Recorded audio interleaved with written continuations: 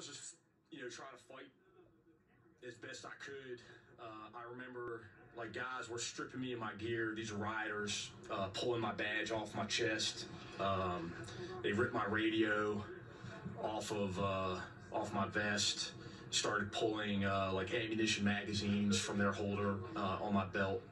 And then some guys started getting a hold of my gun, and they were screaming out, kill him with his own gun.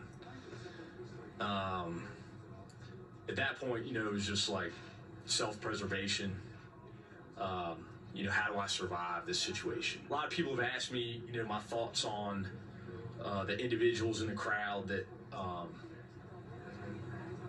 that helped me or try to offer some assistance. And I think kind of the conclusion I've come to is like, thank you, but for being there.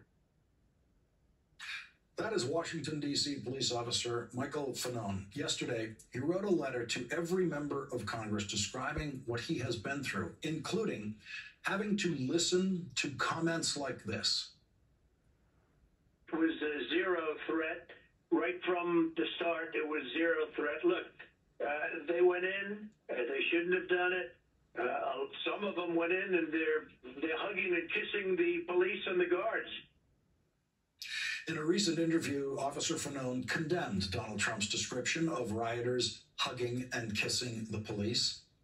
Here is some of Officer Fanone's letter sent to every member of Congress yesterday.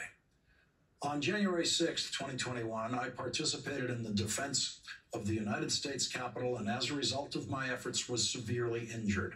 I was pulled out into the crowd, away from my fellow officers, beaten with fists, metal objects, stripped of my issued badge, radio, and ammunition magazine, and electrocuted numerous times with a taser. I am writing to you so you may better understand my experience that day. In the midst of this fighting, I observed Commander Ramey Kyle, cool, calm, and collected, giving commands to his officers, hold the line. It was the most inspirational moment of my entire life.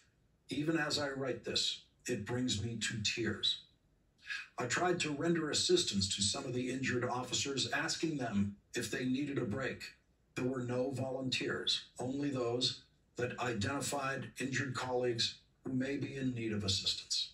I have never experienced such bravery, courage, and selflessness.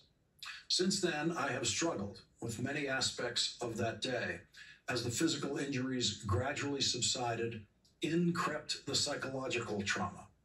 In many ways, I still live my life as if it is January 7th, 2021.